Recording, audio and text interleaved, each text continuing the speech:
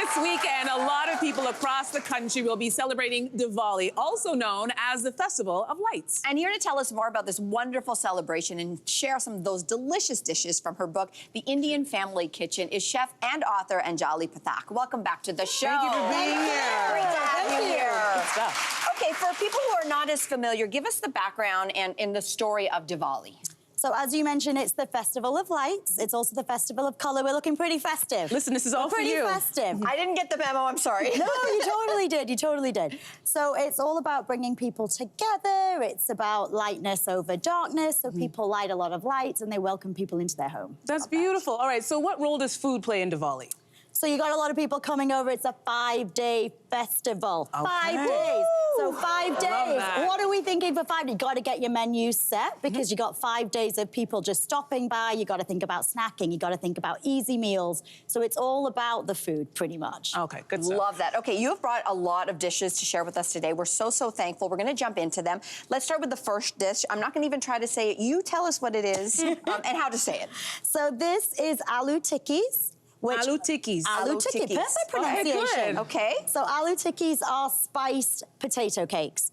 So it's really easy to make. It's mashed potato. I know, we're such ladies. We immediately go in with our hands. Okay. And it's all about getting in with your hands. It's about snacking. This is perfect for when people are coming over unexpected. Good. It's flavored with God. about 10 different spices. So it's our mal curry paste that you add into there. You give it a good mix up. And then you just either put them in the air fryer, you can pop them in the oven, you can make a batch, you can freeze them.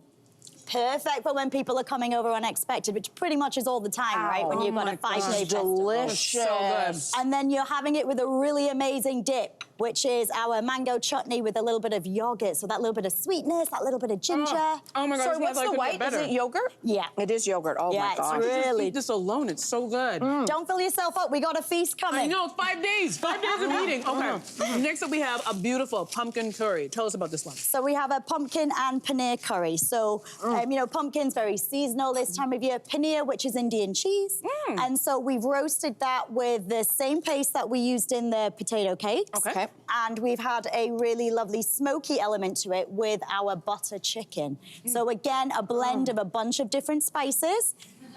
Yeah. You love it? Yeah. It's We're so coming good. over. I'm listening, I swear I'm listening. And this is great for, you know, when you want to feed a crowd. So you can make this in advance. It, you know, sits really well. It's really delicious. Can you refrigerate this, take it out again? And Totally, totally, yeah. And I understand Indian food is a great bridge if you want to start eating vegetarian. Absolutely. So Diwali actually is a vegetarian festival. So a great time of year to, you know, really experiment with vegetables. But if you think about spices, you know, only one spice can transform even the most boring vegetable. So this is a great time to really, you know, bring out all those vegetables that maybe you don't like so much.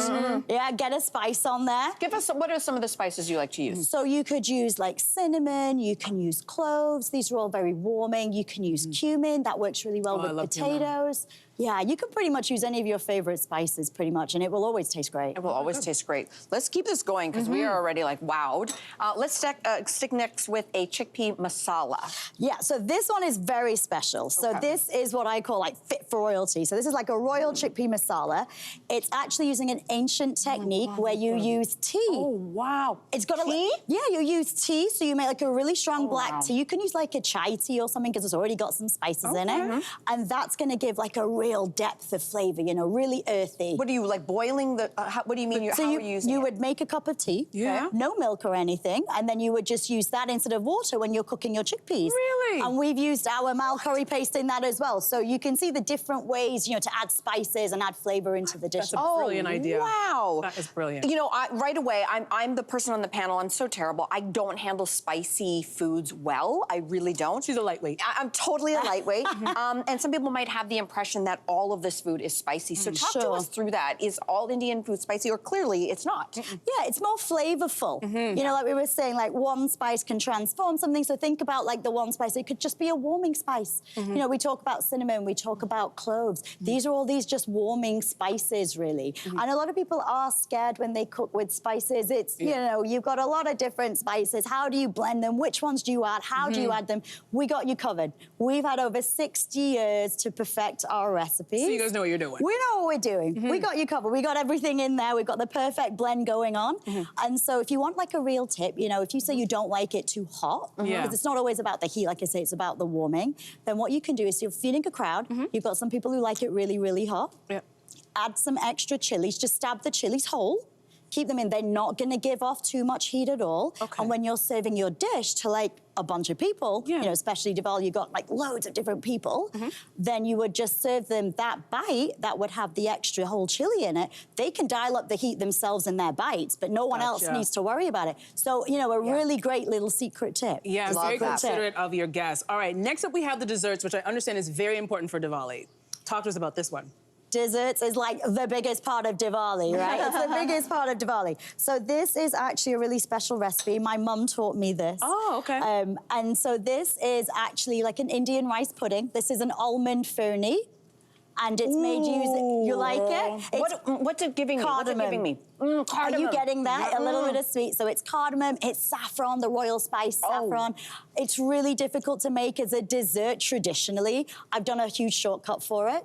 So I think it's super easy to make now. And it's got rice flour, it's got almond flour, it's got milk, it's got sugar. And you have to kind of just spend a little bit of time, give it a little bit of love when you're cooking it. I was going to say, there's a rice pudding quality to it, but then all these spices come in and make it so complex and beautiful. Exactly, it's the complexity that spices will bring without minimum effort, really. Yeah, no, it's delicious. This is so good. Oh my God. What a treat. Anjali, thank you so much for bringing all of this to us. This is phenomenal. Thank you. No, happy Diwali to you guys. Happy Diwali. Is that what we say? We're going to say happy Diwali. Yeah. Happy Diwali, everybody. Happy Diwali. Happy Diwali. Wow. So make sure you check out Anjali's book. It is called The Indian Family Kitchen. Now, studio audience, we're not going to save this all up here just for us. You're going home with your copy today. Yes. Make that dessert. I know, it's so, make everything. Make everything. Hey there, what did you think? Drop your comments below and join the conversation. And don't forget to like and subscribe so you can find more on everything from food and fashion to pop culture and current events. See you soon.